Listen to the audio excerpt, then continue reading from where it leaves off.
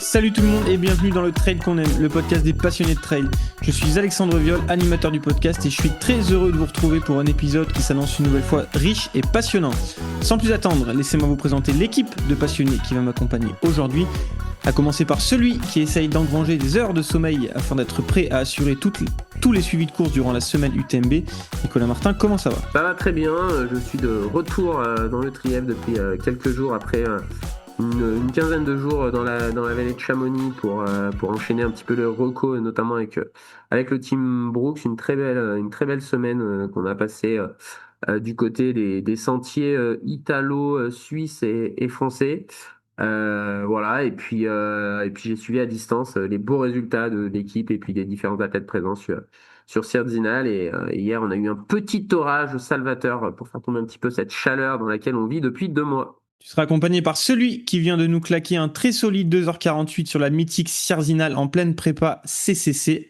Mathieu Delpech, comment ça va ? Ça va très bien, de retour à Annecy après une petite escapade dans la vallée de Chamonix pour profiter de ces sentiers qui sont un petit peu surbookés et du surtourisme de la vallée de Chamonix. Je suis venu ajouter ma petite pierre à l'édifice et j'ai pris beaucoup de plaisir quand même malgré tout à bien m'entraîner. On a fait des belles recos avec le Team Brooks, c'était vraiment cool, et comme tu l'as dit, ça s'est conclu par une petite course de prépa à Sierzinal avec un tapering minimaliste, mais des sensations qui étaient quand même au rendez-vous, donc ça fait bien plaisir, c'est de bon augure. 2h48, je voulais faire moins de 2h50 et c'est réussi, et puis j'ai découvert le mythe suisse et l'ambiance, tout ce qu'il y a autour de Sierzinal, et c'est pas survendu quand même. J'invite tout le monde à aller découvrir cette course qui mérite le détour, avec une densité unique au monde, je pense, des athlètes de tous les horizons qui se rencontrent, et ce qui fait qu'on bataille jusqu'à l'arrivée. C'est trop sympa comme course, mais ouais, ça va bien.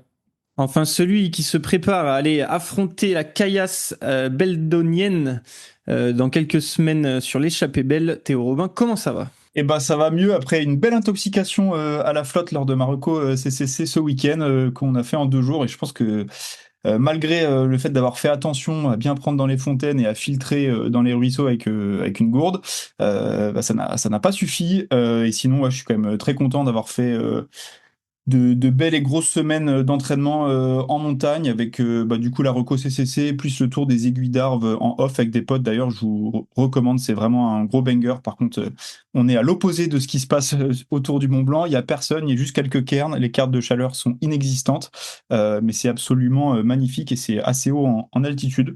Donc franchement, je suis très content de l'entraînement, et puis du coup place à l'affûtage parce que du coup je serai sur le format 100K de cette grande salade de cailloux en Beldon, et j'avoue que j'ai vraiment hâte, ça va être exceptionnel. J'ai juste une petite crainte sur la météo. Je surveille que ça ne nous fasse pas comme il y a 2-3 ans où la course avait été très grandement modifiée à cause des conditions météo. Donc j'espère qu'on tombera ni en période de canicule, ni sur un orage. Enfin, n'oublions pas notre animateur, celui qui vient aussi de découvrir le mythe suisse avec un dossard, Alexandre Viol. Comment ça va ? Allez, tout va bien, même si je me remets difficilement de la petite fessée que j'ai prise à Sierzinal. Bon, je m'y attendais un petit peu au vu de la forme, mais bon, ça fait quand même toujours drôle de finir 156e d'une course. Malgré tout, très content d'avoir découvert en tant que coureur, comme tu l'as dit, cette course fabuleuse. Ça a vraiment une saveur particulière quand on court sur ces événements emblématiques. Une organisation rodée, hyper professionnelle, avec une super ambiance sur le parcours et surtout une remise des prix mémorable. Donc c'est fort possible que j'y retourne l'année prochaine. Et puis sinon, regonfler à bloc après le très beau stage qu'on a vécu avec les athlètes de l'académie dans le Beaufortin avec Théo d'ailleurs. Un groupe d'athlètes et un staff vraiment au top, et vraiment motivé pour la suite de la saison. Donc ça fait très plaisir et ça annonce de très belles choses. Avant que tu nous donnes le programme de l'épisode du jour, Alexandre, je voulais rappeler à nos auditeurs qui peuvent nous suivre sur Instagram pour ne rien rater des extraits du podcast. Je rappelle aussi la présence des timecodes dans la description. Si une partie vous intéresse plus qu'une autre, vous pouvez aller dans la description du podcast et cliquer sur la partie qui vous intéresse. Et puis évidemment, je dois remercier nos partenaires sans qui on pourrait pas faire tout ça. Donc merci à Brooks, la marque d'équipement de running et de trail, et puis aussi à UpTrack, la plateforme streaming sport et aventure. Le code LTQA est là pour UpTrack, je vous le rappelle, pour bénéficier de 3 mois offerts sur l'abonnement annuel. Toutes les infos sont dans la description. Et enfin, si vous voulez nous soutenir, le podcast, le plus simple, c'est de partager autour de vous ou de nous noter sur vos plateformes d'écoute. Ça fait vraiment plaisir. C'est ça qui nous aide à remonter dans les classements. Merci d'avance. Et sans plus attendre, Alexandre, de quoi va-t-on parler aujourd'hui ? Les amis, au sommaire de ce nouvel épisode, on débutera par les traditionnelles actus du LTQA avec les derniers coups de cœur sportifs et grosses actus qui ont marqué les membres de l'équipe. On poursuivra avec notre grand sujet du jour consacré à la conciliation des usages en montagne, un sujet qui nous a été inspiré par le récent accident qu'a subi l'athlète suisse Mathieu Clément, attaqué et mordu à plusieurs reprises par des chiens de berger le 16 juillet dernier. Malheureusement pas un cas isolé qui pose la question aujourd'hui de comment faire pour mieux pratiquer la montagne et créer un dialogue constructif entre professionnels et pratiquants outdoor. Pour l'occasion, nous recevrons 3 acteurs qui agissent au cœur des territoires. Manon Whittaker, chargée des opérations RSE sur les événements UTMB et en relation étroite avec les éleveurs. Julien Vallée, berger éleveur en Auvergne et actuellement en estive dans le Beaufortin. Et enfin, Thibaut Marquet, athlète, mais surtout pasto-guide au cœur du Beaufortin, engagé par l'Office de tourisme pour des missions de sensibilisation et de prévention tout l'été sur le massif Beaufortin. Puis on terminera, comme à l'accoutumée, par nos recos de la quinzaine by Uptrack, un programme bien dense, fait avec amour et passion. Le trail qu'on aime, épisode 49, c'est parti. Jingle. Le trail qu'on aime, épisode 49. Allez les amis, on commence tranquillement, vous en avez l'habitude, avec les dernières actus et résultats sportifs qui ont marqué l'équipe ces 2 dernières semaines, et on va démarrer tout de suite avec Nico. Allez, on en a parlé en introduction avec votre présence, les gars, Alex et Mathieu, sur Cardinal. Et ben, moi, j'ai retenu la 3e fois sous les 2h35 pour Sylvain Cachard lors de ses 3 dernières participations à Cardinal, 2023, 2024 et puis 2026. C'est, je pense, historique pour un Français. Donc, il confirme son statut de leader hexagonal de cette course, avec une course qui convient vraiment bien ses qualités. La densité du Team Brooks quand même, avec beaucoup de coureurs au départ et 2 filles dans le top 6, 3 gars dans le top 20, vraiment solide. Et puis mention un petit peu spéciale à notre Frenchie Pierre Galbourdin, qui réalise une sacrée saison après son titre de champion de France de trail court. Il a eu une petite blessure, il n'a pas été énorme au marathon, mais là il fait une très très grosse course en 2h37 et on espère le voir à son avantage sur l'OCC. Et puis un dernier petit point sur la même course, Filemon Kiriago, qui est donc à 4 participations à Cardinal, 3 victoires, une 2e place, battu au sprint par Kylian Jornet lors du record de la course. C'est complètement fou, surtout avec la densité actuelle. Et aussi le niveau quand même, moi j'étais un peu surpris des meilleurs Kenyans et Kenyanes en descente. Alors c'est sûr que c'est pas la descente la plus technique du circuit, celle de Cardinal, mais c'est pas non plus une autoroute, avec le meilleur temps pour Filemon, le vainqueur masculin, et puis surtout la fin de course stratosphérique de Caroline Kimoutai, qui était pas loin d'aller cueillir la victoire dans ces derniers kilomètres. Et puis un dernier truc hors trail, mais la belle médaille de bronze d'Étienne Daguino sur le 5000 mètres des championnats d'Europe, qui a pris une saison 2025, début 2026 assez compliquée, a fait un magnifique finish en restant à l'abri toute la course pour venir prendre cette belle médaille de bronze. Et puis dans la même course, Jimmy Gressier qui n'arrive pas à aller chercher cette médaille européenne. On espère qu'il se rattrapera sur le 10 000 mètres. T'as pas une performance, un petit podium national qui t'a marqué ce week-end, Nico? Et oui, si Jennifer, ma compagne, qui a pris une belle médaille de bronze sur le championnat de France du kilomètre vertical en pleine prépa de l'UTMB, c'était complètement inattendu. Et je pense que ça a bénéficié en partie pour la médaille, parce que je lui avais dit de partir tranquillement. C'était vraiment un mur, hein, c'était du côté de Méribel, un KV qui est pas le plus raide du circuit, mais quand même sacrément raide, parce que je crois qu'il y a 2 km 3, 2 km 4, donc vraiment un mur. Et en fait, elle a quasiment tout fait en marchant, et je pense qu'elle s'est pas cramée dans les premières minutes par rapport à certaines de ses adversaires. Et puis elle a enchaîné le lendemain avec la plus grosse ligne de son palmarès.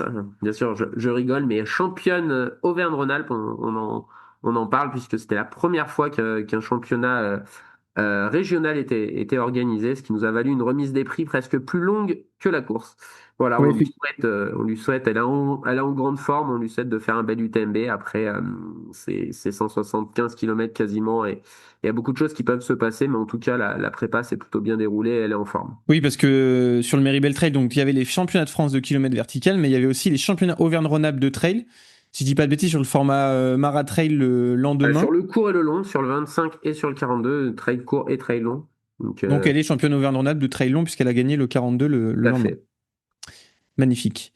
Mathieu, on parle de KV. On a vu un petit post Instagram de Vincent Lousteau, lui qui a terminé 3e, il me semble, chez les garçons, et qui lui remettait un petit peu en question le fait que justement on parle de KV, mais la Fédération française d'athlétisme a, semble-t-il, annoncé que le championnat de France de kilomètre vertical n'allait plus avoir lieu. Exactement. Je voulais faire un petit point sur les résultats du championnat de France et puis souligner là ce peut-être fin du KV au niveau fédéral, au niveau national.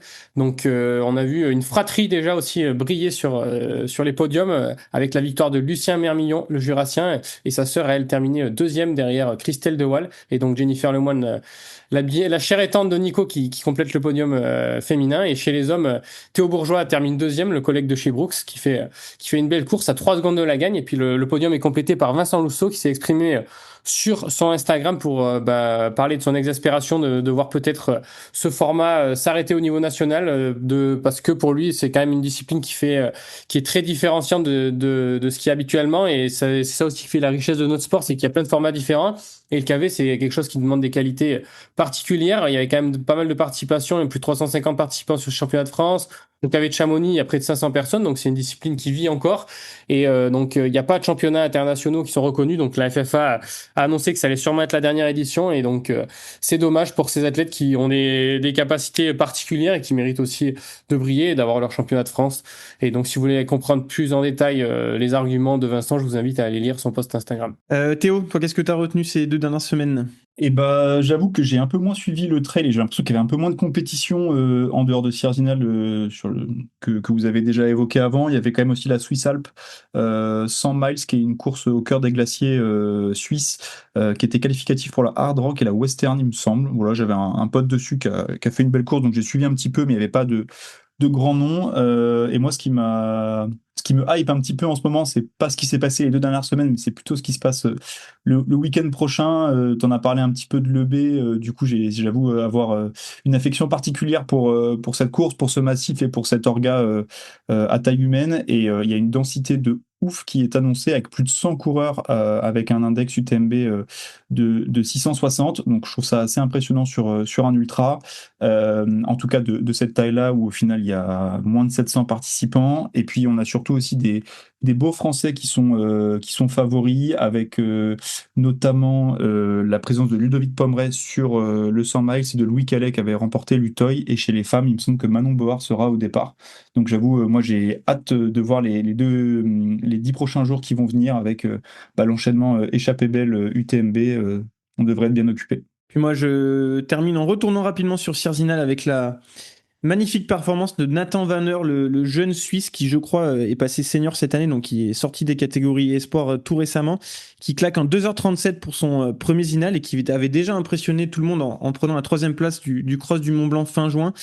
Lui qui avait début juin aussi aux Europes pris la 11e place du format up and down, si je dis pas de bêtises. Donc voilà, un jeune athlète à suivre de très près, et peut-être le prochain Suisse à gagner Cerzinal avant Rémi Bonnet. On va suivre ça. Je reste sur Zinal parce que c'est vraiment une orga qui avait déjà été un vrai coup de cœur les premières fois où j'y suis allé en tant que ravitailleur. Et là, après l'avoir couru, je me rends encore plus compte de l'ampleur de l'organisation et de sa qualité. Une course qui a su évoluer et grandir, notamment avec l'arrivée des Golden Trail World Series, qui a amené un peu plus de spectacle, un peu plus de show, mais qui a quand même su garder son esprit familial et authentique. Et ça, c'est vraiment chouette, et on le ressent vraiment quand on est sur place. Et surtout le fait qu'elle arrive toujours à attirer les meilleurs athlètes du monde. Bon, certes, il y a des très belles primes qui aident à faire venir les athlètes, mais je pense qu'au-delà de ça, il y a beaucoup d'athlètes qui viennent parce que ils retrouvent vraiment un esprit familial sur cette épreuve. Et puis on avait bien sûr notre expert Louis Travaillot qui nous donne toujours des bonnes petites infos. Personnellement, j'étais passé à côté. Baptiste Hassan qui a couru sur le trail des Hauts Forts à Morzine en prépa UTMB, comme il l'avait fait en 2024. Et il semblerait que Baptiste soit très en forme, puisque, on le rappelle, en 2024, il avait fait 2e de l'UTMB. Et là, il a refait donc la course à Morzine, sa course de prépa, et il a fait 20 minutes de mieux qu'en 2024. Donc, ça annonce un Baptiste en très grande forme pour l'UTMB. S'il arrive aussi à retranscrire ça sur l'UTMB et faire 20 minutes de moins, il sera sûrement très très proche de la victoire. Et puis peut-être rapidement des petites infos. On a appris que donc Tom Evans, qui a malheureusement bâché l'hard rock, serait sûrement sur la diagonale des fous. Donc, curieux de voir Tom Evans sur la diagonale. Courtenay sur l'UTMB et aussi potentiellement Vincent Bouillard. Alors, rien n'est officiel pour le moment. C'est des petites infos qu'on a secrètement. Ça serait quand même pas mal, les gars, de voir une Courtenay et un Vincent venir sur l'UTMB. Ouais, bah complètement. Je crois, hein, si je dis pas de bêtises, qu'aucun homme a fait le doublé western UTMB dans l'histoire. Courtenay, elle l'a fait chez les femmes, mais ouais, je suis curieux de voir, surtout du côté de Vincent, de voir s'il arrive à gérer cet enchaînement. Je pense que bon, il arrive aussi sans pression. Moi, ce que j'ai entendu un peu en off, c'est que il se mettait pas la pression, il se préparait comme s'il allait faire la course et puis qu'il prendrait sa décision à la mort de la course en fonction de comment il se sent et de sa récupération. Et puis Courtenay, bah ouais, voir si elle est encore capable d'être dans le game au plus haut niveau sur le 100 miles le plus compétitif. Mais il y a une sacrée course qui s'annonce quand même chez les féminines. Ça risque d'être chouette à suivre. Et puis je dirais d'autant plus qu'on ne voit pas peut-être, comme on a eu certaines années quand Courtenay était à son summum, un peu voilà, une athlète qui paraît un peu injouable pour les autres, ou quand Cathy était pareil à un super bon niveau. Donc souvent une course qui va être, je pense, assez ouverte et pas simple forcément de donner la future vainqueur. Et bon, on en reparlera, mais je suis curieux de voir ce que va faire Rachel Entrekin sur cette course qui est pas très très connue en Europe. Elle avait fait un beau Chianti quand même. Donc ouais, curieux de tout ça. Et puis on parlera du plateau masculin parce qu'on attend un peu les listes définitives, mais je pense que c'est assez dense comme chaque année, tellement de prétendants que c'est dur de dégager un nom chez les hommes. Ouais, restez à l'affût. On vous prépare un épisode spécial la semaine prochaine pour vous parler justement des grands favoris et grandes favorites sur le prochain UTMB aussi. Vous parlez des différents parcours. Allez, on va désormais pouvoir passer à notre grand sujet du jour, la conciliation des usages en montagne. Un sujet qui nous concerne toutes et tous en tant que pratiquants de trail en montagne l'été et qui devient un enjeu majeur depuis quelques années avec la multiplication du nombre de pratiquants qui engendre de fait une multiplication des comportements à risque et des accidents.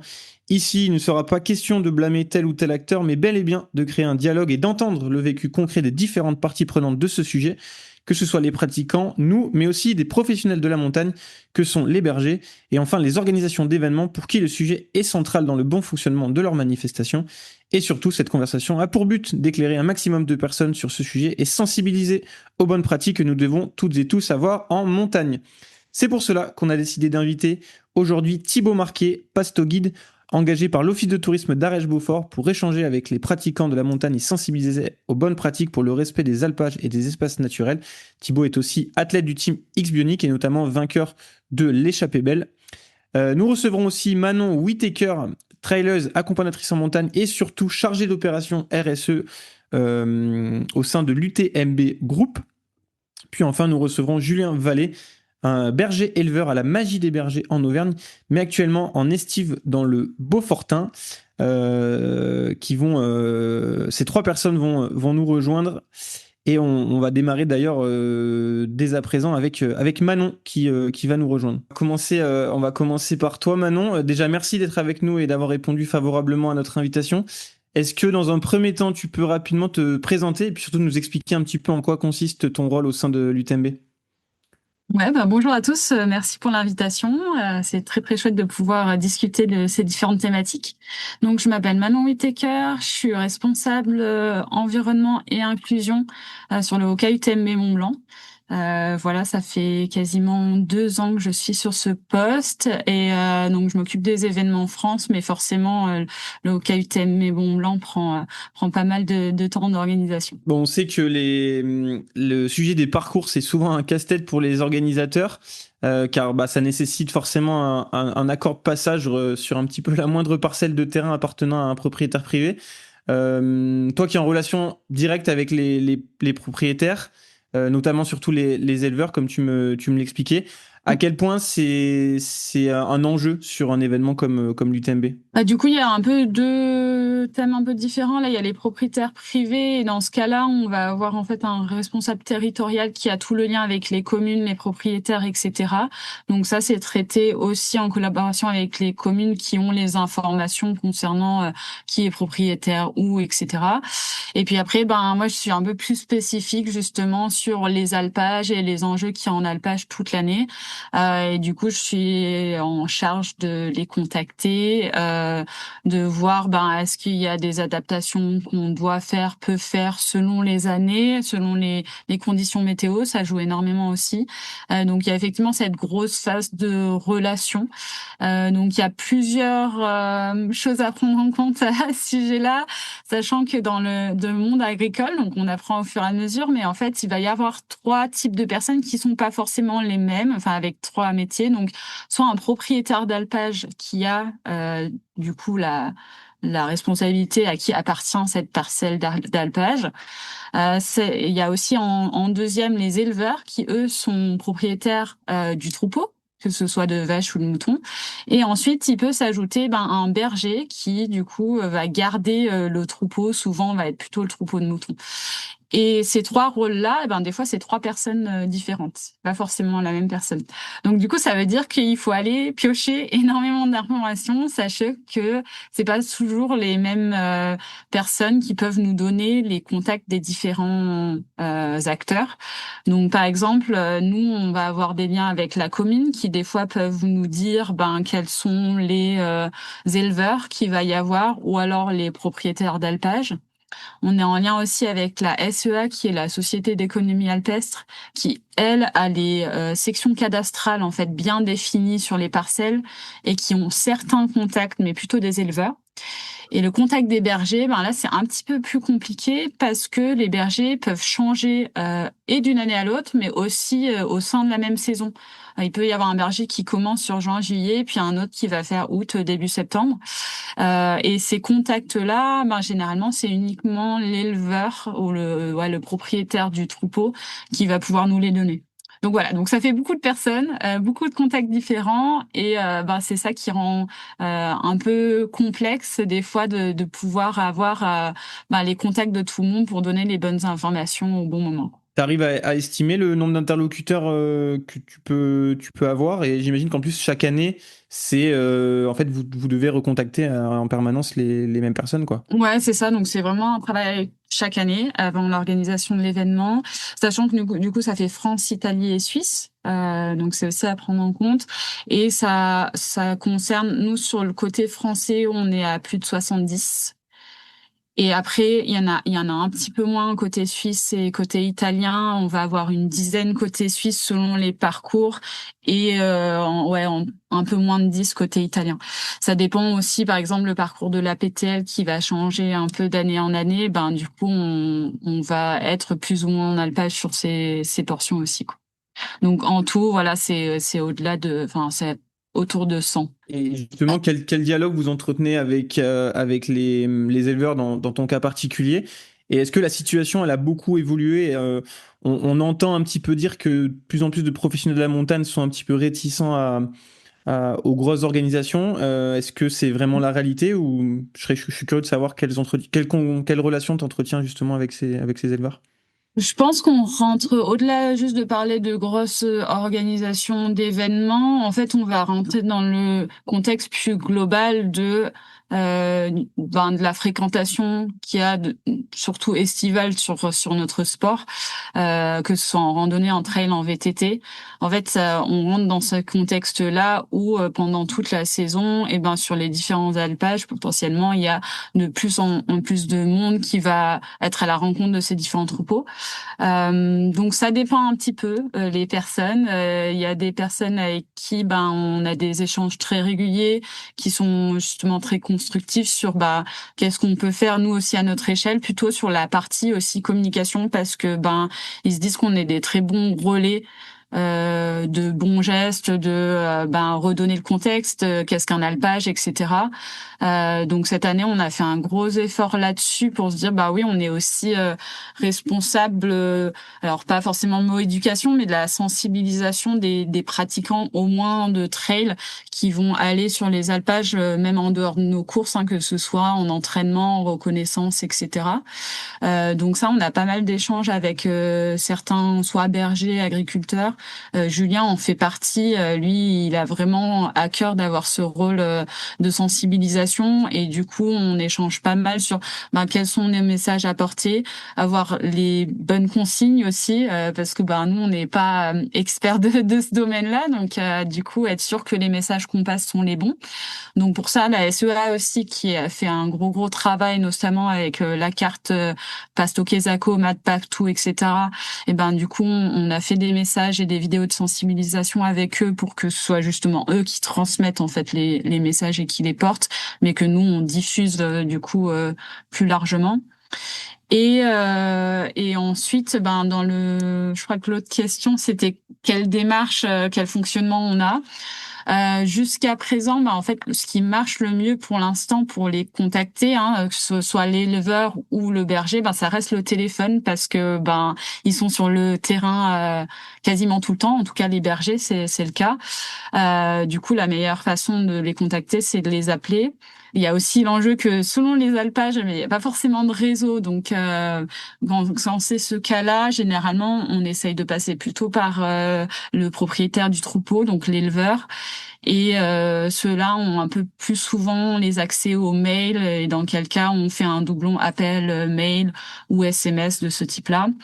Et cette année, on a essayé de renforcer aussi en mettant en boucle, dans les boucles, les communes qui des fois en fait ont des échanges avec eux le reste de l'année et qui les connaissent peut-être un petit peu mieux ou qui ont d'autres points de contact et qui nous indiquent un peu comment faire. On a un exemple qui est assez intéressant côté Beaufort. Sur la commune de Beaufort, l'an dernier, en fait, la mairie a organisé une réunion avec tous les alpagistes ou les acteurs du monde agricole de leur commune et tous les organisateurs d'événements sportifs qui sont également en lieu sur leur commune. Et du coup, on a pu se rencontrer tous avec la commune qui faisait le lien de tout ça. Et du coup, ça nous a permis vraiment d'échanger sur déjà quels sont les points des fois de tension, qu'est-ce que eux ils ont besoin, qu'est-ce que nous on a besoin.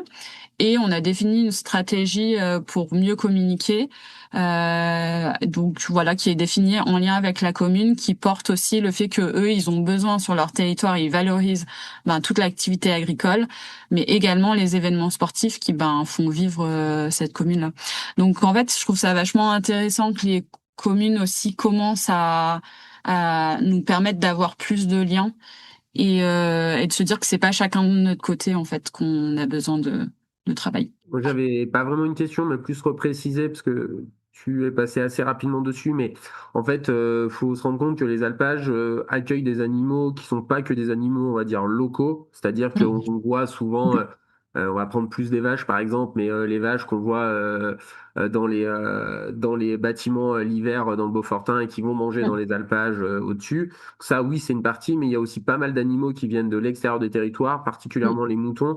Et donc, il y a des éleveurs qui sont pas du tout sur le terrain, qui vont avoir des animaux qui viennent, je sais pas, du sud de la France. Et c'est vrai que l'interlocuteur qui est là au quotidien, c'est vraiment le berger. Et qui du coup, ça, c'est aussi quelque chose que les gens ne comprennent pas toujours. Mais si on parle des chiens de protection, parce que c'est quand même ça le point de friction souvent, les chiens de protection appartiennent plutôt aux éleveurs parce que tous ces chiens de protection ont été financés avec différents systèmes d'aide. Donc, ils appartiennent à l'éleveur qui, lui, n'est pas forcément présent, qui va mettre ses patous dans le troupeau et dans l'alpage, et le berger va devoir gérer des chiens qui, en fait, sont pas des chiens avec lesquels il travaille au quotidien toute l'année. Lui, le berger, il va plutôt avoir... alors souvent, c'est des border collies, donc plutôt les chiens qui servent à diriger le troupeau, le ramener, mais pas forcément les patous. Donc, il y a des... Alors les patous, quand on dit patous, c'est un peu par extension, c'est les chiens de protection plutôt parce qu'il y a d'autres races aussi. Ça, c'est aussi intéressant de connaître. Un patou se comporte pas pareil qu'un berger d'Anatolie, notamment dans le fait que Le patou, lui, va plutôt rester autour du troupeau. Quand le berger d'Anatolie va patrouiller autour, donc potentiellement, vous pouvez tomber sur un chien, vous êtes à 500 mètres du troupeau, donc vous n'avez même pas vu qu'il y avait un troupeau.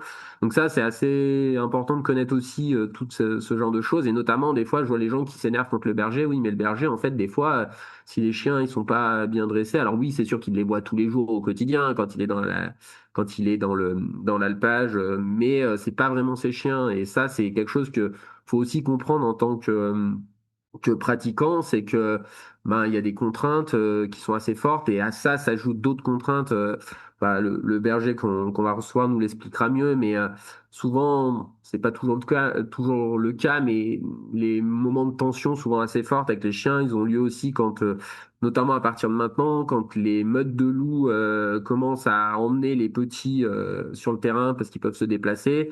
La prédation va augmenter la tension sur les troupeaux. Et quand les chiens sont très harcelés la nuit parce qu'il y a des tentatives d'attaque, ben ils sont un peu comme les humains, c'est-à-dire qu'ils dorment pas. Et comme les humains, ben, ils sont un peu plus irritables et c'est là aussi des fois qu'on a des problèmes. Et notamment aujourd'hui, je sais que c'est compliqué, mais aujourd'hui aller se promener en montagne quand on a un chien, c'est quand même, faut vraiment s'informer. Aujourd'hui, on peut plus aller dans les Alpes en mode je vais faire une balade avec mon chien sans s'informer parce qu'il y a vraiment enfin tous les troupeaux sont protégés et ça vraiment faut comprendre que c'est la loi enfin c'est pas vraiment la loi qui impose ça, mais en gros il n'y a pas d'indemnisation en cas d'attaque si les troupeaux sont pas protégés. Donc les gens sont obligés de mettre des chiens, y compris quand ils sont pas forcément une appétence pour élever ça. Moi j'habite à la campagne, j'ai un éleveur à côté de chez moi. Bon lui ses chiens ils sont très bien dressés, il n'y a pas de problème. L'année dernière, on a des chiens qui sont rentrés dans le parc, ils n'ont même pas attaqué les chiens parce qu'ils ont arrivé à faire la distinction entre un loup et puis un chien domestique, mais c'est pas toujours le cas. Et ça, vraiment, aujourd'hui, pour faire un peu un parallèle, ben, quand on va faire de l'alpinisme, il faut connaître les bases un peu du milieu dans lequel on évolue. Et aujourd'hui, les chiens de protection, ça fait partie du milieu dans lequel évolue un trailer quand il va en montagne. Et vraiment, il faut en avoir conscience parce que on peut plus partir. Et quand même, les outils dont on a parlé, notamment MapPatou, c'est pour connaître un petit peu ce qui est autour de chez moi. J'ai l'impression que c'est quand même bien à jour parce que moi, il y a un alpage au-dessus où il y a vraiment 3 zones distinctes. Et là, en ce moment, bah, les zones où ils sont pas, elles sont marquées sans chien de protection. La zone où il y a les chiens, elle est marquée. Et puis, dernier petit point, peut-être, c'est aussi de savoir identifier, notamment, je pense, les journées les plus à risque, c'est notamment les journées de brouillard, parce que vous voyez pas le troupeau. Et ça, faut vraiment être vigilant. Moi, ça m'est arrivé l'année dernière. Journée de brouillard, c'était en fin de préparation, je voulais couper un petit peu, et j'ai coupé à travers l'alpage et je suis passé au milieu du troupeau et là, c'est là que c'est un peu à risque, quoi. Ça, notamment, et il faut bien comprendre aussi que courir pour un chien, c'est quand même son instinct, c'est de poursuivre. Donc quand on peut, faut éviter de courir. Et si les chiens ils viennent, faut surtout pas partir en courant parce qu'ils courent beaucoup plus vite que vous. Donc voilà, d'avoir. Après, je comprends aussi quand un chien de 50 kilos vous fonce dessus en aboyant, ne pas bouger, c'est pas quand même facile non plus. Donc c'est aussi quelque chose qu'il faut peut-être avoir soit, enfin comprendre en tant que pratiquant, c'est que si vous avez peur des chiens, c'est quand même un peu tendu d'aller en montagne aujourd'hui parce que c'est courant de rencontrer des chiens de protection, quoi. Et si je peux rajouter, tu disais les jours de brouillard, il y a aussi du coup les entraînements de nuit qui sont aussi du coup un peu autour des zones d'alpage justement pour les chiens de protection, des moments où eux ils sont en alerte Mm. justement par rapport à cette prédation. Donc c'est clair que grâce à pour revenir sur MapPatou, ils ont l'information pour toute la saison. C'est juste qu'ils arrivent pas, enfin, il n'y a pas la précision de si un troupeau est là en début de saison, il se déplace pendant la saison, il va être sur un autre secteur. Et cette zone, elle reste comme s'il va y avoir un chien de protection. Donc, ils ont pas la mobilité dans la saison simplement parce que, en fait, le mouvement du troupeau est à la base assez connu par les bergers ou l'éleveur, mais selon les conditions, par exemple la sécheresse, l'état de l'herbe, la réserve en eau, etc. En fait, ils vont alterner leur déplacement. Donc c'est pour ça que toute la zone concernée par un troupeau où il y a un chien de protection va être couverte toute l'année, même si au moment où on passe, des fois il y en a pas forcément parce qu'il est un petit peu sur un autre secteur. Et du coup, c'est vrai que ces passages de nuit, ils peuvent avoir aussi un impact. Enfin voilà, les rencontres avec les chiens de protection sur ces moments-là peuvent être aussi un petit peu plus sous tension, aussi parce que il y a la longue frontale qui ne connaissent pas forcément par cœur. Donc sur les parties entraînement de nuit, moi je conseillerais quand même de le faire hors zone d'alpage pour pouvoir éviter toute rencontre, quoi. Alors, zone d'ovins surtout, parce que si c'est Oui, c'est ça. des Oui, bovins, oui, il y oui. a normalement jusqu'à présent il n'y a pas trop de chiens de protection. Plutôt Même avec les si chiens de protection. on est en train de constater que la prédation se déporte, vu que maintenant les troupeaux d'ovins sont très bien protégés, les loups ils sont pas fous, ils vont là où il y a moins de protection et c'est en train de se décaler. Donc potentiellement on verra peut-être des chiens de protection avec les bovins dans les années à venir.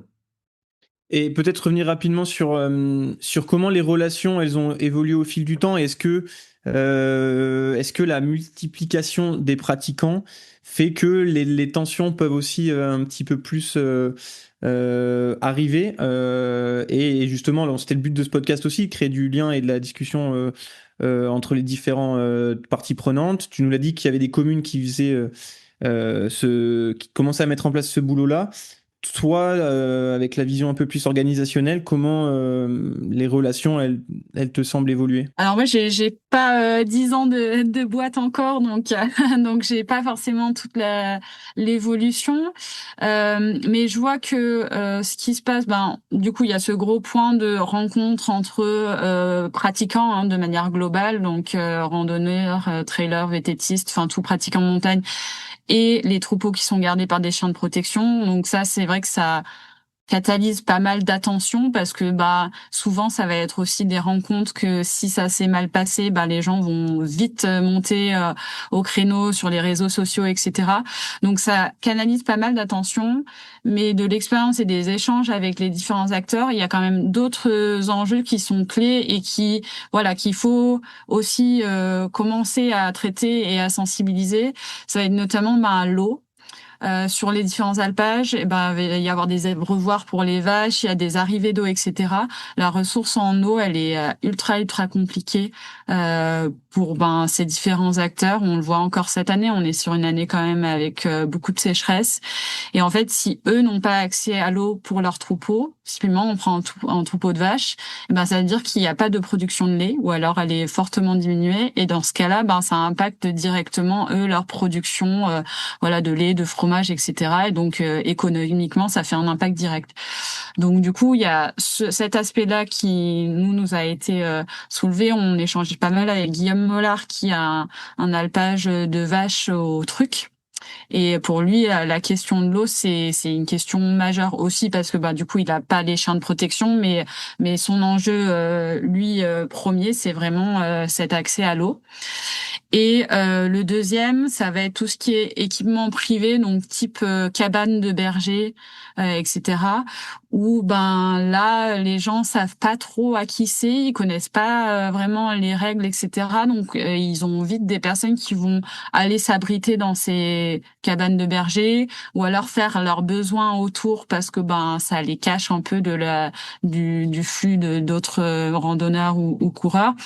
Et du coup, c'est l'enjeu de se dire, en fait, on est chez quelqu'un. Cette cabane, elle appartient à quelqu'un. Nous, on n'aimerait pas que quelqu'un rentre chez nous ou vienne faire ses besoins dans notre jardin ou autour de chez nous. En fait, là, c'est exactement la même chose. Et donc, ce troisième enjeu, il est quand même aussi maintenant soulevé de dire, ok, de dire que ces abris, ils sont privés. Tout pratiquant garde un peu ses distances et voilà laisse cet abri à celui qui en a besoin, qui est souvent le berger, quoi. Théo, tu avais une question?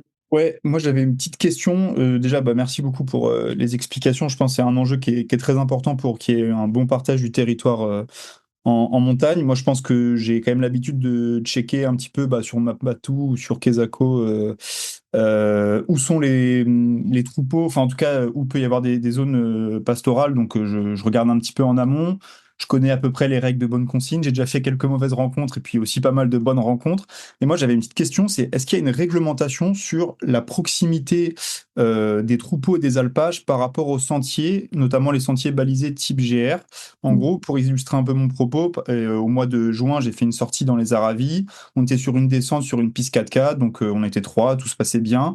Et du coup, on courait en descente, peut-être pas très rapidement, entre 10 et 11 km/h. Et à la sortie d'un virage sans aucune annonce, on tombe sur un enclos avec à proximité une cabane et dans lesquelles il y avait des brebis. Et forcément, en fait, nous, on s'est retrouvés surpris de tomber sur cette cabane.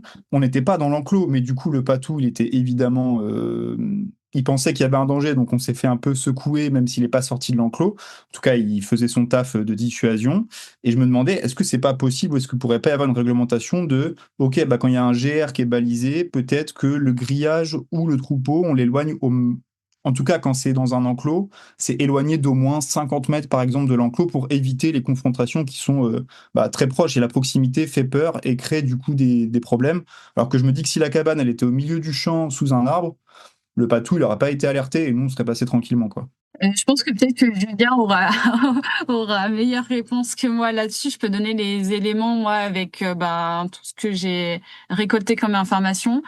En fait, les parcelles sont pas définies en fonction des sentiers. Donc c'est comme des parcelles de propriété privée, des parcelles de d'alpage.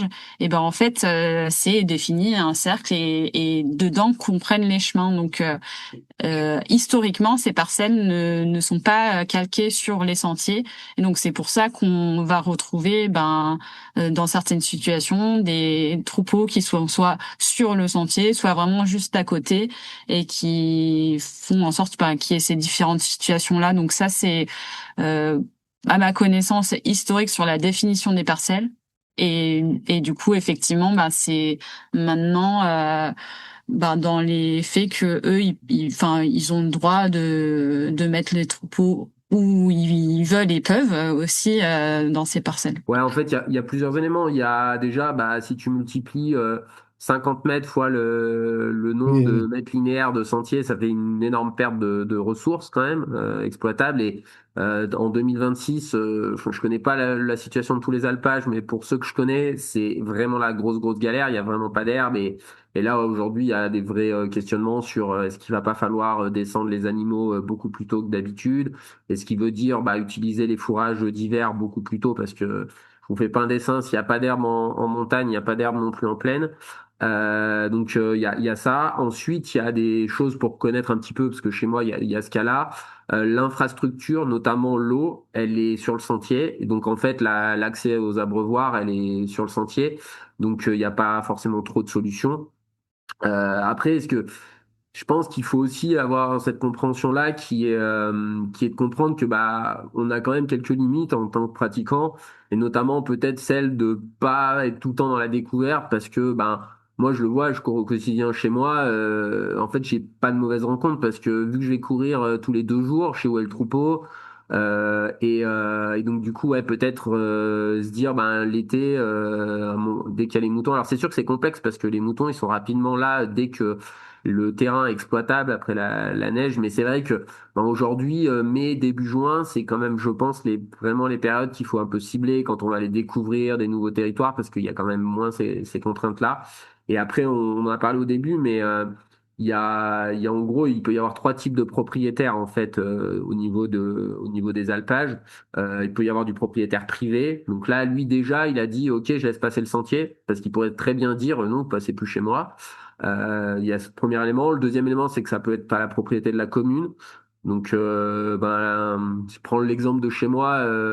La commune, elle loue l'alpage. L'alpage, c'est quelqu'un du territoire qui loue cet alpage-là. Puis après, il peut y avoir l'alpage qui appartient à l'État. Donc, souvent, les gens ont tendance à croire que c'est public, sauf que c'est ce qu'on appelle le domaine privé de l'État. C'est-à-dire que l'État est propriétaire, et quand il loue, les gens ont quand même aussi souvent payé pour avoir cet accès-là. Donc nous, en tant que pratiquants, faut quand même comprendre que moi j'aime bien prendre cet exemple-là. Quand vous allez chez vos amis en vacances, par exemple, ou vous êtes invité le soir, vous vous posez pas devant le canapé et vous changez la chaîne de la télé sans demander, par exemple, quoi. C'est un peu la même chose. On est un peu invité dans les montagnes, faut le comprendre.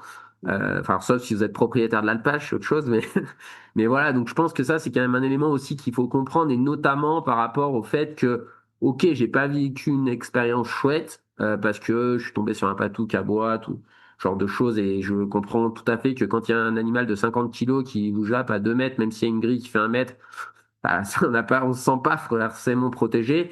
Mais faut juste comprendre aussi que ben déjà on a la chance de pouvoir aller là-dedans gratuitement, et que on le voit notamment, je pense que c'est au niveau de l'UTMB, c'est quelque chose que vous n'êtes pas parti, enfin vous n'êtes pas, il n'y a pas que vous, mais vous vous rendez bien compte qu'autour du Mont Blanc, l'enjeu de la fréquentation, c'est un vrai enjeu dans les années à venir. Même si on voit quand même une adaptation pour être allé dans le col du Bonhomme. Il y a un troupeau qui est mais alors vraiment au bord du chemin. Et les patous, ils ont compris que l'humain, c'était pas un danger. Ils sont à 50 centimètres de la clôture qui, elle, est à 2 mètres du chemin. Ils bougent pas à Il 20 bouge pas, millimètres. ouais. Ils ont bien compris que moi, un humain, c'est pas un danger. Mais ça, c'est dans des endroits où, déjà, c'est des chiens bien éduqués. Alors ça, c'est une chose, tu posais la question de ce qui a évolué, Alex. Il y a, enfin moi, pour connaître un peu ce milieu, au début, j'entendais on met les chiens avec le troupeau et on les laisse faire, ils font partie du troupeau, ils défendent le troupeau, donc assez peu d'éducation. À aujourd'hui, il y a une vraie éducation comme un chien entre guillemets classique, où ben, en fait un chien de protection, faut pouvoir lui mettre la laisse, le promener à la laisse, et qu'il ait un minimum de rappel, d'autorité de la part. Alors je l'ai expliqué avant. Souvent, c'est pas le propriétaire non plus qui est sur le terrain. Voilà, tous ces enjeux-là à comprendre qui sont assez complexes, quoi. Après, le plus gros enjeu, pour préciser, je pense vraiment qui est complexe, c'est aller faire de la rando ou du trail avec son chien. Ça, c'est quand même pas simple, quoi. Et moi, à titre personnel, j'ai un chien, alors qui est pas forcément un chien que je peux promener en libre, mais personnellement, moi, je vais jamais en montagne avec mon chien, parce que, enfin, c'est créer un risque qui est quand même pas simple à contrôler. Et puis d'autant plus si vous avez votre chien en laisse, il se sent attaché, il peut pas fuir, donc il peut avoir une réaction avec les autres chiens qui est complexe. Donc ça, vraiment, quand même, quand on a des chiens, faut vraiment être vigilant, et ouais, faire en sorte de pas croiser des chiens de protection, quoi. Je voulais peut-être juste rebondir sur un truc intéressant que tu disais, c'est aussi, je pense, qui évolue, c'est que j'ai l'impression qu'on a toujours eu cette vision de, on va en montagne, on est libre, c'est un espace, enfin un terrain de jeu. Il y a toujours, enfin souvent utilisé ça à ciel ouvert, et du coup, je pense qu'on s'est détaché du fait que bah il y a quand même des règles à respecter. C'est pas un espace que de liberté, justement, c'est des espaces de travail. Je pense que ça, pas tout le monde l'a vraiment en tête. Ça va être des espaces où il y a des règles, certains espaces qui sont protégés, etc.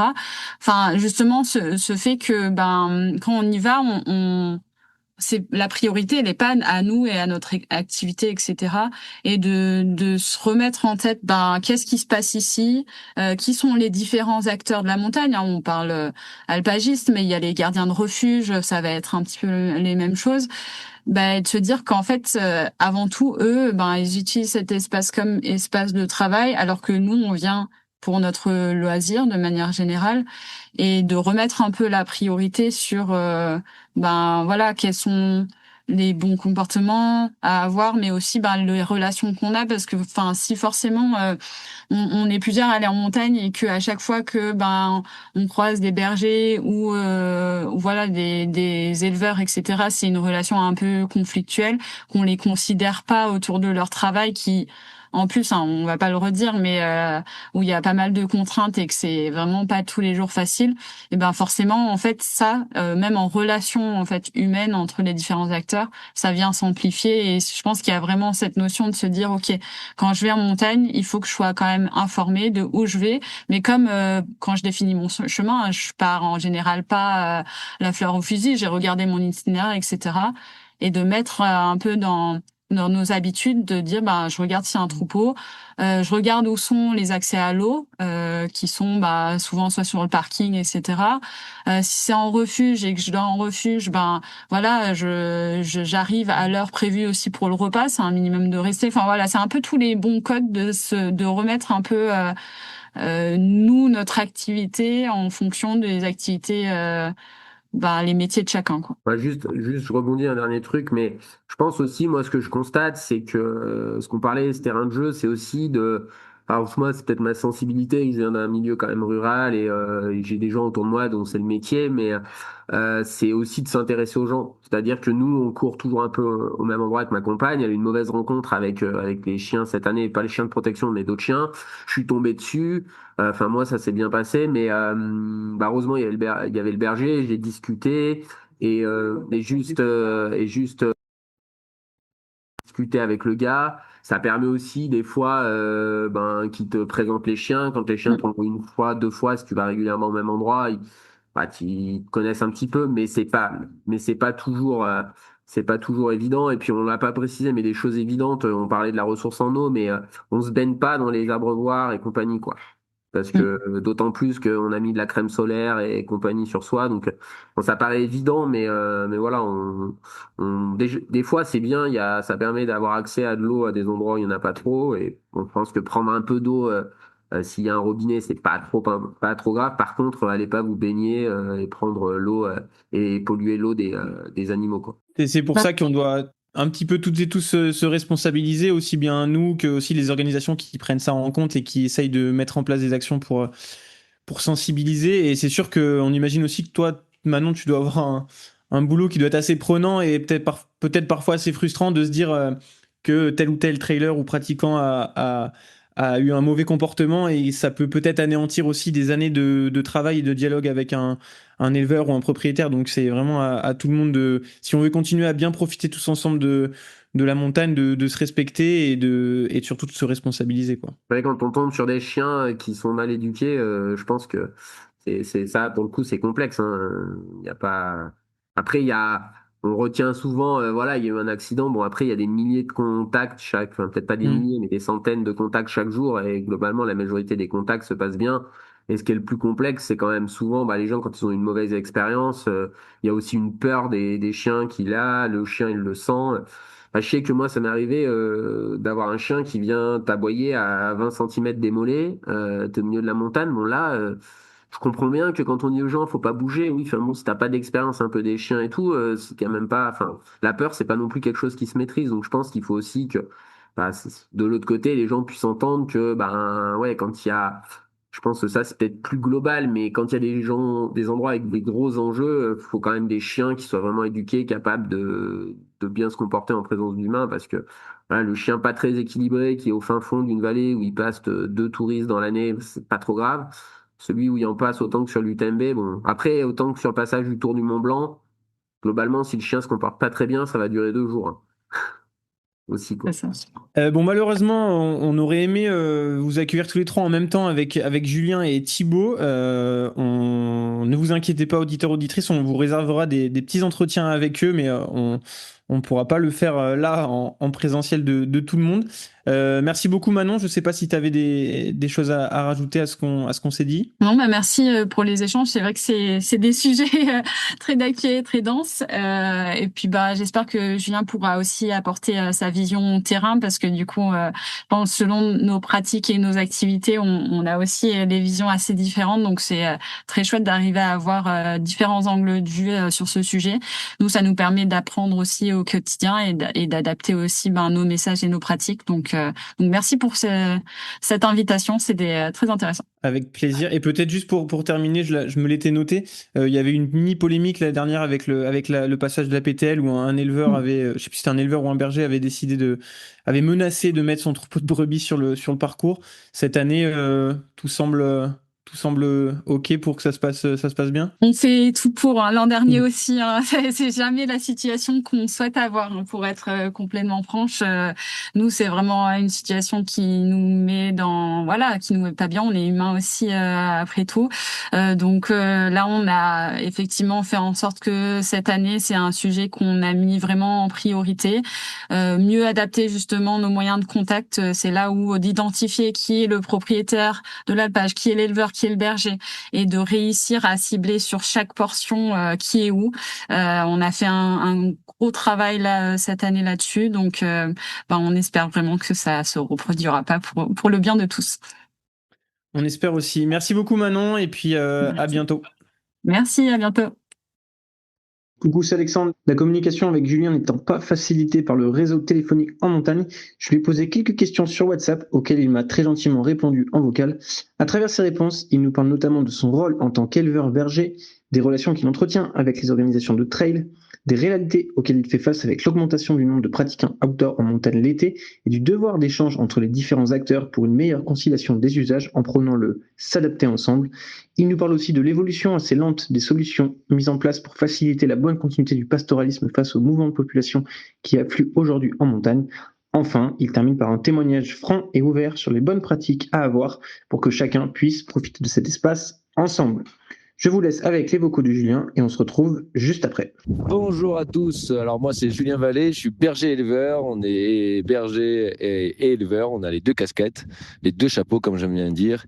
Donc on a un troupeau de brebis, l'hiver, au printemps, hiver, automne, on le passe dans le Puy de Dôme, dans le Combrailles exactement, on fait du fromage de brebis, de la viande, etc., tout ce qui va avec la brebis et le mouton. Et l'été on le passe entre la Savoie et la Haute-Savoie car la montagne fait la frontière. On monte en montagne avec un autre éleveur que lui nous embauche qui nous confie ses brebis, qui lui arrive du sud de la France. Et nous, du coup, on est là pour s'occuper de la famille, comme j'aime bien dire. C'est plus un troupeau de brebis, c'est une famille, on vit avec elle. N'importe quoi ce qui va se passer, et pour essayer que tout le monde s'en sorte le mieux possible et s'engraisse le mieux possible, revient avec le ventre bien rond. Le rôle du berger, c'est d'être présent pour les brebis. Et en fait, c'est un peu comme un organisateur de trail. C'est créer un circuit en fait, où tout le monde va être heureux, c'est le but. Par rapport à la ressource de l'herbe pour les brebis, qui est la première chose. Après, il va y avoir une seconde chance aussi. C'est par rapport à toutes les conciliations d'usage et de toutes les caractéristiques de la montagne. Ça peut être de l'altitude, ça peut être la météo, ça peut être aussi le mouvement de population qui se déplace sur une montagne ou par exemple un col comme le col Bonhomme qui est surfréquenté. On va éviter d'y aller dans des heures pleines. Donc voilà, nous, notre rôle en fait, c'est de s'occuper des brebis tout le temps. Alors la nuit, on dort, elles sont parquées et il y a des chiens de protection, et la journée aussi, les chiens de protection sont avec nous. Mais on est présent dès qu'elles sont en liberté. Normalement, on est présent. Alors après, pour les relations qu'on entretient avec les organisations d'événements, en fait, on n'entretient pas de relations. C'est en train d'arriver dans notre métier. Pendant des années, alors moi, ça fait 17 ans que je fais de l'estive en haute montagne. J'ai fait le col d'Isoire, Super Baison de Massif Central, le Puy-Marie. J'ai fait comment on appelle ça, des estives bien fréquentées, on va dire, avec beaucoup de conciliation d'usage. Et jusqu'à 2-3 ans, entre guillemets, on découvrait par exemple une course de trail au moment où la course de trail nous arrivait dessus. Donc il pouvait poser quelques soucis et des fois un peu d'engueulade, mais c'était plutôt de l'incompréhension. Et en fait, là, je trouve que le mouvement est en train de changer. On est de plus en plus pris en compte. Alors les circuits ne sont pas tracés en fonction de nous. On doit encore se déplacer pour laisser passer. Mais au moins, on est prévenu un peu à l'avance. Sur les organisations, et du coup notre jeu en fait c'est de rentrer de plus en plus dans ces organisations pour expliquer de plus en plus ce qu'on fait, pourquoi on est là, et que de toute manière on va être obligé de s'entendre parce que mine de rien on passe sur la même chose, sur la même montagne, sur le même territoire. Donc nous on essaye de plus en plus de rentrer en contact en fait. Comme je dis, j'aime bien discuter avant de m'engueuler. Donc voilà. Après, pour les pratiquants de la montagne, et en fait le monde évolue, le monde bouge. Les choses bougent. Avant, on rencontrait 3 randonneurs dans l'estive. On parlait, on discutait, tout ça. Maintenant, on peut rencontrer 1000 personnes. Par exemple, sur le Tour du Mont Blanc, qui est un des endroits très très fréquentés, voire trop fréquentés, mais ça c'est une question, mais très fréquenté, et on peut rencontrer 200, 300, 400 personnes, arrêter un groupe de 50, 100 personnes. Ça devient du nombre impressionnant en fait. Et on essaye de toujours rentrer en relation, on essaye de toujours être positif et de discuter. Après, il y a des choses qui peuvent arriver, il peut y avoir des accidents, il peut y avoir des interrogations, il peut y avoir des discussions. Alors des fois, c'est pas nous-mêmes qui discutons, mais c'est la brebis avec la personne qui se fait rencontrer ou le chien qui rencontre une autre personne. On essaie d'être là. Après, moi, je pense qu'il peut y avoir de la conciliation du territoire. En fait, comme je dis toujours, la terre, malheureusement, elle est ronde. Donc, au bout d'un moment, si on tourne en rond, on va toujours finir par se rencontrer. Donc, on est obligé de vivre ensemble. On n'a pas le choix.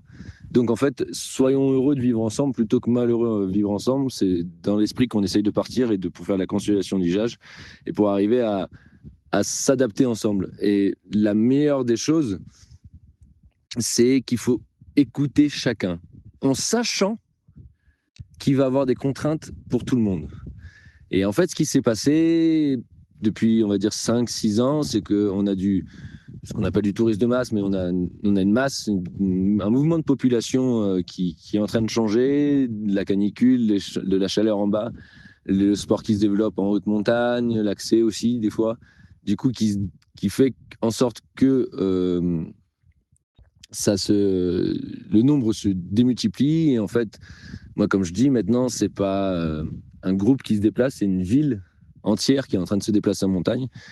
Et du coup, il faut accepter des choses, il faut accepter des contraintes, il faut accepter que, par exemple, face à un troupeau de brebis, on doit s'arrêter, comme un troupeau de bouquetins, comme un troupeau de chamois. On ne force pas, on traverse pas un troupeau de bouquetins, on s'arrête, on se pose son sac et on regarde le troupeau.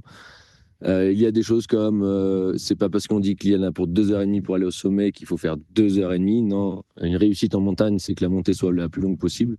Alors en trail, c'est différent, on est toujours sur de la course. Mais en fait, il faut comprendre que la course dans un environnement naturel peut être sujet à s'arrêter à tout moment. Et c'est ce qui, pour moi, fait la beauté du trail, ou quand je les vois courir comme ça, et même moi, je ne courirais pas autant, je me dis, mais pourquoi ils se fatiguent autant? Mais je trouve que c'est cette beauté-là de se dire, on court en haute montagne, on court dans des endroits spéciaux, on court dans des endroits où il y a de la vie aussi, donc que ce soit sauvage ou domestique ou même humaine. Du coup, il faut accepter en fait de faire demi-tour, de s'arrêter, de changer son comportement, de sourire des fois. Comme je dis, même si on est fatigué et qu'on a tapé 2000 mètres de dénivelé, d'arriver, de faire un sourire. Donc c'est surtout ça que moi je trouve que c'est possible en fait. On n'a pas le choix. C'est pas le choix de faire la conciliation entre nous tous. C'est plutôt d'arriver à se dire, on est obligé. Donc comment on peut faire? Et après, il y a des petites choses, par exemple, qu'il faut rappeler que des cabanes en haute montagne, c'est des lieux de vie pour des personnes. Il y a des bergers qui vivent tout le temps et des vachers qui vivent tout le temps sur la montagne et qui ont malheureusement des jours où ils sont pas très contents. Comme je dis toujours, moi, un randonneur ou un trailer qui monte en montagne, comme il est de passage, qui court vite, il va choisir une bonne journée où il va être content de monter et tout ça. Moi, là, des jours, sincèrement, j'ai aucune envie d'aller me balader en montagne avec mes brebis pour X raisons. Je suis fatigué, la pluie, le mauvais temps. Et des fois, j'ai aucune envie de discuter aussi avec les gens parce que j'ai besoin de tranquillité, parce qu'il m'est arrivé des soucis dans ma vie. Donc, comme je dis, on est à chaque rencontre, on essaye d'effacer ses soucis personnels pour créer du bonheur ensemble. Et moi, je pense qu'il faut vraiment qu'on discute et surtout qu'on mette des choses en place, comme arrêter de discuter, plutôt de trouver des initiatives. Par exemple, nous, on a une cabane sur le col du Cavé. Le GR passe en plein milieu de la cabane, quasiment dans le salon, mais comme je dis, devant la porte. On est obligé de le faire détourner. Je sais que ça plaît pas à certains de faire 10 mètres de plus en contournant la cabane. Mais malheureusement, on n'aurait qu'un randonneur, ce serait pas grave. Mais quand on a 200 ou 300 personnes dans la journée ou dans la semaine, et sincèrement, devant chez soi, ça peut être fatigant à outrance et ça peut emmener des soucis en fait où il ne devrait pas avoir de soucis. Et par exemple, détourner des chemins, il faut le faire. Alors après, quel avenir avec le pastoralisme? Et en fait, l'avenir avec le pastoralisme en haute montagne deviendra de plus en plus important. En fait, je pense que le mouvement de la population, le mouvement des brebis, c'est la même chose. Alors nous, ça fait des millénaires qu'on monte en montagne parce que la ressource d'amboise s'épuise. Donc, comme si, en fait, on s'était préparé au réchauffement climatique et on va chercher la dernière fraîcheur. Et je pense que la population est en train de découvrir aussi ça, à ce que je vois d'en bas, hein, parce que la canicule, nous, on ne la subit pas de la même façon. Mais c'est intenable en bas maintenant, je suis d'accord avec les gens. Quand on descend à Beaufort, on se contamine, c'est intenable, c'est invivable, il fait 45 degrés, là, du bitume de partout, ça ultra chauffe. On prend des coups de 10 degrés d'un coup parce on rentre dans un magasin là, de la clim à fond. Donc je suis tout à fait d'accord avec eux oui, qu'il faut que la population migre en montagne et c'est la meilleure adaptation au réchauffement climatique. Nous, au changement, en fait, on s'y adapte tout à fait naturel parce que la montagne change, les brebis vont changer, la façon de garder va changer. En fait, ce qu'il faut parler, c'est par exemple, il y a eu l'arrivée d'un prédateur sur la montagne qui s'est fait petit à petit, et en fait, les méthodes ont évolué petit à petit. Donc ça, c'est... Mais il y a eu une autre facette qui n'a pas évolué. C'est là où j'en reviens par exemple au chemin de randonnée et tout ça, parce qu'on a eu les chiens de protection. Les chiens de protection ont causé des soucis par rapport à la rencontre entre guillemets entre les pratiquants autres de la montagne et tout ça, parce que je suis d'accord, 4 molosses qui nous arrivent dessus en aboyant, c'est pas s'ils veulent nous dire bonjour ou ils veulent nous manger une jambe. Mais en fait, ce qui s'est passé, c'est que malheureusement, tout le monde a voulu rester sur de l'ancien temps et personne n'a voulu faire du nouveau temps en fait, en disant ok, ça change. Par exemple, comme je dis, détourner un GR, ça peut prendre une journée de travail avec un peu du monde et un peu de pioche, et ça peut enlever 500 000 soucis. Il faut faire comme dans les pays où ils ont toujours eu des prédateurs, entre guillemets, que les personnes ne rencontrent plus les troupeaux. C'est le plus grand malheur, mais maintenant on arrive ça parce qu'on va devoir se protéger de plus en plus. Et sincèrement, entre le fusil et le chien, le meilleur arme, c'est le chien. C'est celui-là qui arrivera à faire en sorte que la prédation aussi soit minime ou j'aime pas dire acceptable, mais qui soit minime, soit la plus naturelle. En fait, c'est la façon d'être la plus naturelle possible. Mais en fait, par exemple, si on parle de la prédation, ça a tout chamboulé les montagnes. Tout. Avant, les brebis étaient en liberté, les bergers venaient les récupérer tôt le matin, les garder jusqu'à 5 heures, les renvoyer. Les randonneurs croisaient les brebis, traversaient au milieu. Alors, c'était un peu compliqué pour les bergers des fois, mais ça se passait. Maintenant, on a mis, oui, des chiens de protection qui sont là pour protéger, qui font en sorte aussi que toute menace du vol, l'humain ou du chien errant ou du loup soit aussi écartée parce que ça représente aussi des menaces pour le troupeau.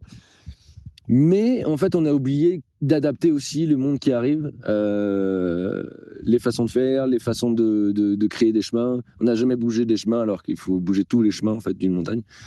Et les façons de s'organiser en fait. Et là, pour moi, on arrive au carrefour en disant maintenant organisons-nous ensemble en fait. En fait, là, alors pour les rappels, pour les bons conseils à avoir en montagne, pour une conciliation d'usage, c'est que d'abord, pour moi, la première chose, c'est tout le monde arrive avec le sourire et a le temps de s'arrêter. Ça, c'est le plus important. Prenez le temps de vous arrêter. Que vous soyez en trail, dans une course la plus haute, la plus grande du monde, que vous ayez la plus urgence du monde, tant qu'il n'y a pas de danger de mort, on doit s'arrêter. Comme je dis toujours, mon troupeau, je le parque loin, par exemple, de l'UTMB. Mais dans la nuit, si mon troupeau casse le parc et se retrouve sur le parcours, je touche du bois pour pas que ça arrive, je ferai arrêter la course. Et s'il faut que je sois devant ferme, je le ferai. Pourquoi ? Parce qu'il y a un sentiment de danger pour les brebis, il faut les ramener au parc, et pour les populations aussi qui arrivent, il faut savoir qui s'arrête, on coupe le chrono, on s'assoit, on discute tous ensemble et on repart, et après ça repart. En fait, le plus important, c'est que les gens doivent s'arrêter. C'est pas parce que vous montez un lac que vous arrivez au lac. C'est pas parce que vous montez au sommet que vous arrivez au sommet. Et c'est ça la beauté de la montagne.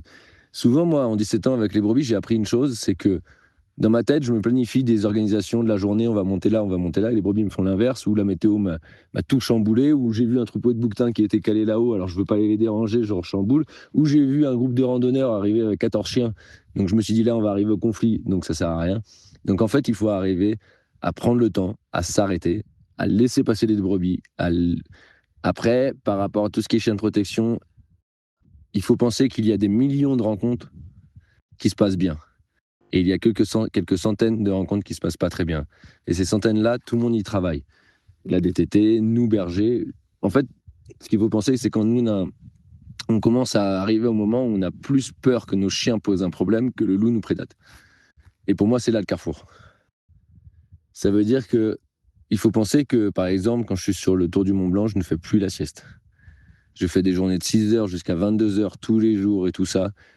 Et quand les brebis sont calmes, où je devrais normalement, moi, me reposer en étant avec une vigilance, et ben, je ne fais plus la sieste par rapport au monde parce que j'ai toujours peur que les chiens agressent, parce que les chiens ci, parce que les chiens ça, parce que les gens vont pas être contents, vont aller porter plainte, parce que les gens vont aller râler près de la commune, parce que les gens vont dire. En fait, on revient toujours à dire j'ai eu une mauvaise rencontre, j'ai fait un mauvais restaurant, je lui mets une étoile. Oubliez ce côté d'étoile, de juger, on donne des avis, on a eu une mauvaise rencontre, on va voir le berger, on va voir l'éleveur, on essaye de faire en sorte de comprendre pourquoi la mauvaise rencontre s'est passée, on essaye de mettre chacun de l'eau dans son vin pour arriver à arrondir, entre guillemets, en disant oui, le berger, ah oui, j'avais pas vu, j'ai fait une faute, excuse-moi, j'ai envoyé les brebis là, ou j'étais à 2000 mètres, j'étais à 1000 mètres au-dessus avec des brebis, j'ai pas vu que t'es arrivé en bas, donc je suis désolé, voilà. Et je pense que la plus grande des choses, c'est on discute, on se sourit mutuellement, peu importe ce qui arrive. Et la meilleure chose, c'est arrêtez-vous.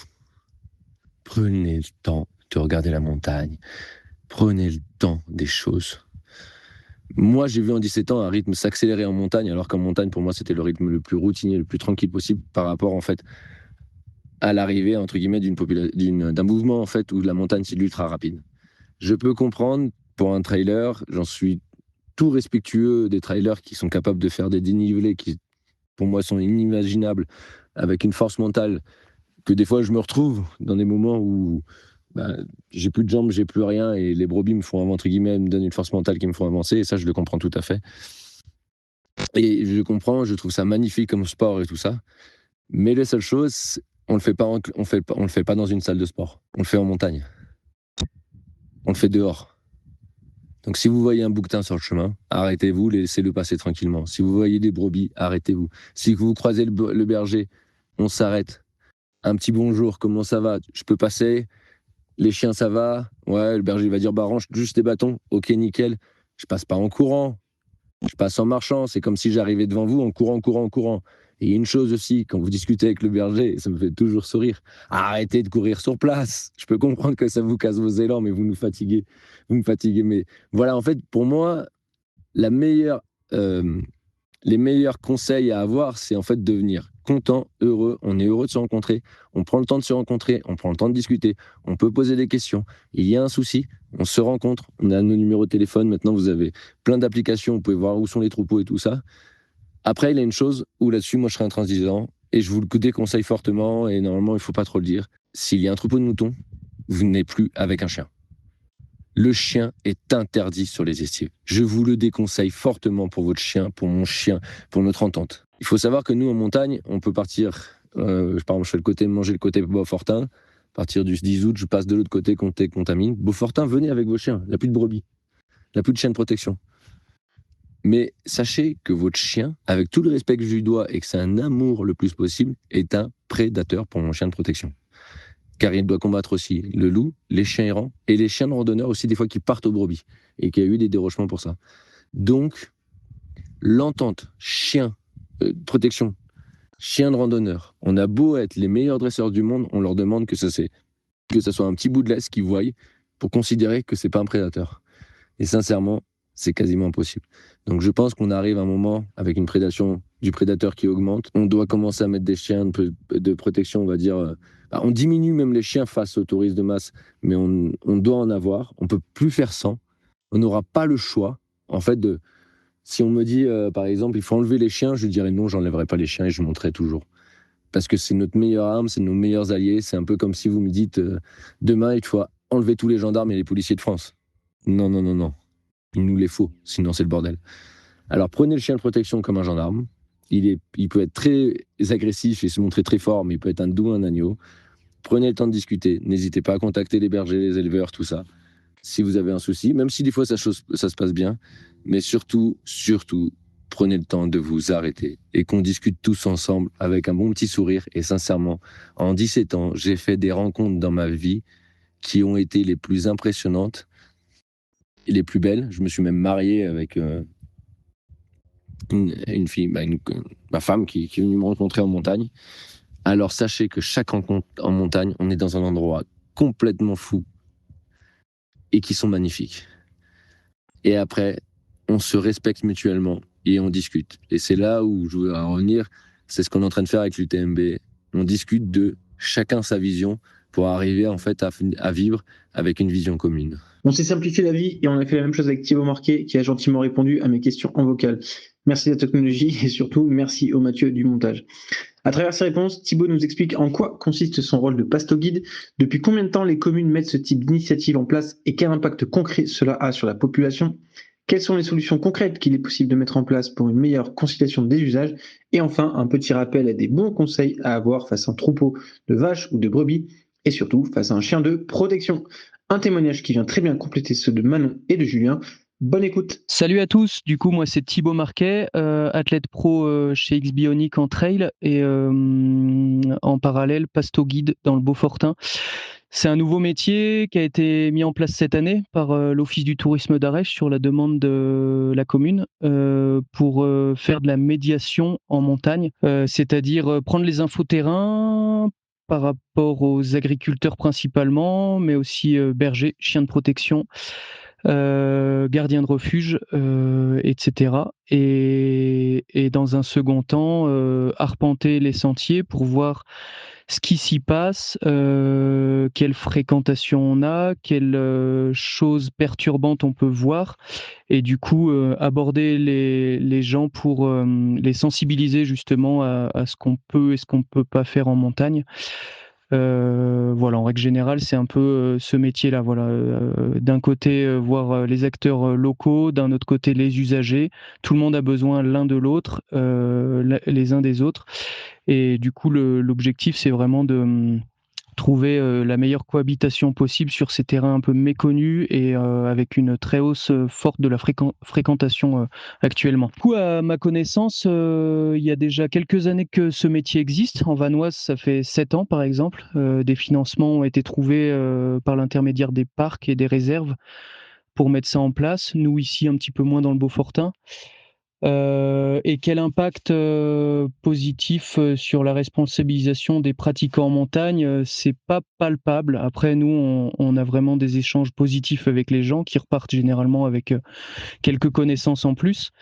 Après, avec cette forte hausse de fréquentation, ça mérite aussi d'être pris dans une démarche globale de pédagogie en montagne, qui pourrait se traduire aussi par de l'information panneau, par de l'information télévisée, etc. Les solutions, il y en a beaucoup. En fait, c'est vraiment, faut que ça passe par de la pédagogie sous toutes ses formes. Il faut vraiment qu'on arrive à toucher le maximum d'usagers et pour toucher le maximum d'usagers, il passe pas forcément maintenant par les offices du tourisme, par des hébergements, des hébergeurs. Voilà, ça pourrait être aussi une responsabilisation de la part de l'industrie du sport, tels que des grands magasins comme le Vieux Campeur, Decathlon, etc., qui peuvent déjà sensibiliser à l'acte d'achat les clients, jusque nous sur le terrain, en ayant de l'information comme on pourrait trouver en ville partout. Sauf que c'est un milieu qui est très difficile pour la mise en place de cette information et il faut vraiment qu'on trouve des solutions là-dessus. Du coup, en montagne, on va pouvoir traverser des zones d'alpage avec les troupeaux de vaches laitières chez nous, beaucoup, qui peuvent être sur le sentier. Généralement, les agriculteurs mettent en place quelque chose pour faciliter le passage à ces endroits-là. L'objectif, c'est de rester calme. Les vaches, c'est loin d'être des animaux méchants, mais un geste brusque ou ne pas arrêter de courir peut exciter les animaux et c'est pas du tout l'objectif visé. Il faut vraiment garder son calme pour que l'animal soit calme. Et du coup, pour les chiens de protection, type patou, c'est un petit peu la même démarche. Le chien a tendance à être impressionnant, à venir en aboyant. C'est sa méthode d'identification de l'individu ou du danger qui risque de venir au contact de son troupeau, de sa famille, que ce soit des brebis ou des chèvres. L'objectif, du coup, c'est d'être calme, de baisser les bras, d'arrêter de courir, de descendre du vélo, contourner le troupeau dans un premier temps si il est sur le sentier. C'est le seul moment où on a vraiment l'autorisation de sortir des sentiers. Ensuite, enlever les lunettes, lui parler calmement. Voilà, surtout pas se faire gagner par la peur, tout simplement. Faut avoir en tête que c'est des chiens qui sont sélectionnés par les bergers génétiquement pour un bon comportement avec l'homme. Et notre façon d'aborder ce chien peut du coup générer des tensions ou pas. Voilà. Et après, la chose la plus importante, c'est que du coup, le chien de protection a été mis en place dans les montagnes et dans les alpages face au loup. C'est la méthode la plus efficace pour ça. Le berger est très important aussi dans ces alpages. On oublie vite, mais du coup, sur la biodiversité et aussi sur le risque d'avalanche l'hiver, il a son intérêt. Le troupeau, quand il mange l'herbe, ça limite le risque d'avalanche. Du coup, c'est vraiment un acteur à part entière de la montagne maintenant. Et il y a quand même beaucoup d'espaces où les chiens de protection ne sont pas présents. Et du coup, si on en a vraiment une peur bleue et peur d'avoir une mauvaise réaction, parce que ça peut arriver, c'est vraiment impressionnant, on peut aussi faire demi-tour, attendre que ces troupeaux-là descendent de la montagne pour aller dans ces secteurs où ils sont présents. Et savoir renoncer, c'est la première, je pense que c'est vraiment la chose la plus importante et méritante de la part de l'usager, au lieu d'aller vraiment à un conflit des fois. Allez, merci beaucoup à Manon, Thibaut et Julien d'avoir été avec nous. On espère que vous avez apprécié cet échange. N'hésitez pas à nous donner votre avis, bien sûr, toujours sur le canal YouTube X, sur Instagram, à retrouver sur le compte de Mathieu, et puis à nous envoyer des messages en perso si jamais vous avez des réflexions à nous apporter sur ce sujet-là.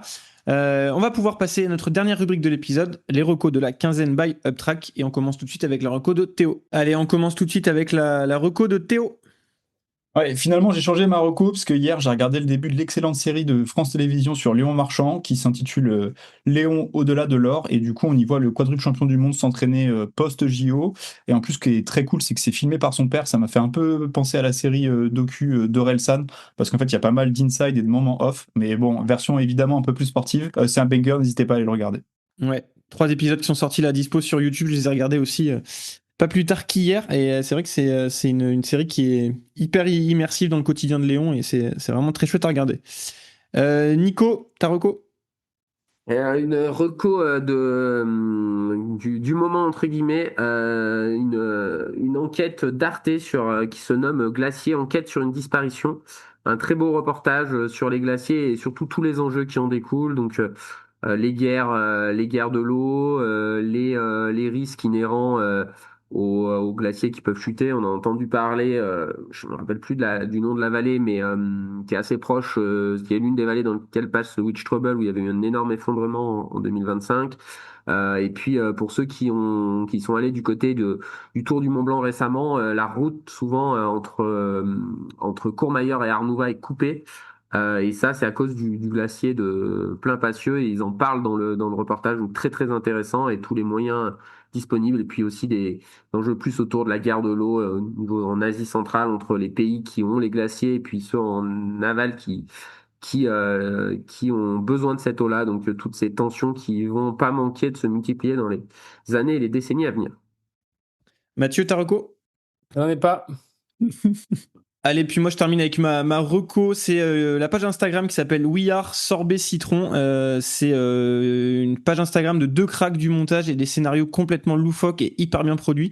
Je suis tombé complètement par hasard sur cette page. Au début, on comprend pas trop le délire, mais si on creuse un petit peu, on se rend compte que c'est vraiment très drôle, et je suis vraiment assez admiratif de la créativité de ces deux gars-là, et leur page Instagram est en train vraiment d'exploser. Donc j'invite toutes celles et ceux qui sont friands de ce type de contenu à aller sur leur page Instagram qui s'appelle We Are Sorbet Citron. Allez, un grand merci à tout le monde de nous avoir écoutés pour ce nouvel épisode. On espère que vous avez apprécié une nouvelle fois nos échanges et nos rubriques. On vous donne rendez-vous comme toujours sur Instagram et sur vos plateformes d'écoute préférées. N'hésitez pas à nous mettre toujours le petit commentaire, le petit 5 étoiles qui va bien. Et puis on se retrouve, si tout va bien, la semaine prochaine pour un épisode spécial UTMB. Et d'ici là, portez-vous bien, entraînez-vous bien et à très vite. Ciao. Salut à tous. Salut.